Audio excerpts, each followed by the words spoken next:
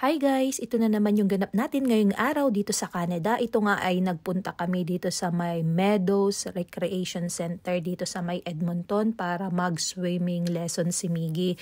So ayan, medyo napaaga kami ng kaunti kaya ayan, may time pa kami para magtambay dito at magbihis ni Miggy. So after how many years guys, ngayon ko lang ulit na pa-enroll si Miggy ng kanyang swimming lesson. Bali nag-start si Miggy dito ng swimming lesson niya sa Canada nung siya ay nasa grade 1, grade 2 hanggang grade 3. Tapos nung nagka-pandemic na dito sa Canada, na-stop siya ng 3 to 4 years. At ngayon, back to swimming lesson na siya kasama yung kanyang mga pinsan. Ayan yung mga pinsan niya guys. Sobrang gagaling maglalangoy ng mga yan. Kahit kaliliit, kababata pa ay nagsiswimming na.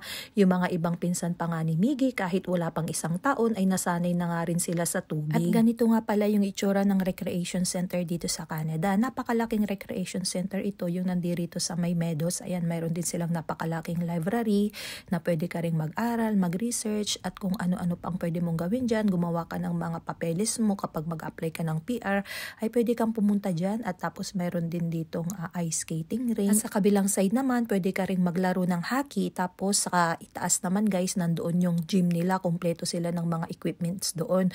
Pwede ka ring maglaro dito ng basketball, badminton, table tennis at kung ano-ano pa. Kaya kapag ka-winter dito sa Canada hindi rin maboboring yung mga bata sa loob ng bahay or kaya hindi sila makalabas dahil maraming mga indoor activities na pwede nilang puntahan dito. At sa sobrang tagal na hindi nakapag-swimming lesson ni Miggy, talagang sobrang behind na behind siya guys sa kanyang pagsiswimming.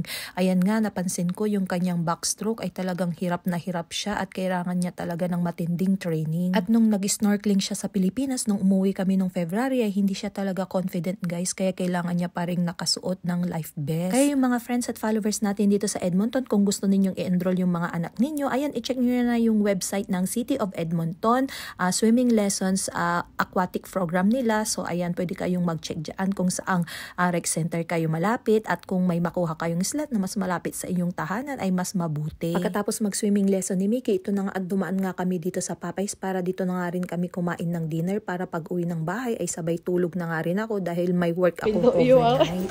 Sige, pindoy maong.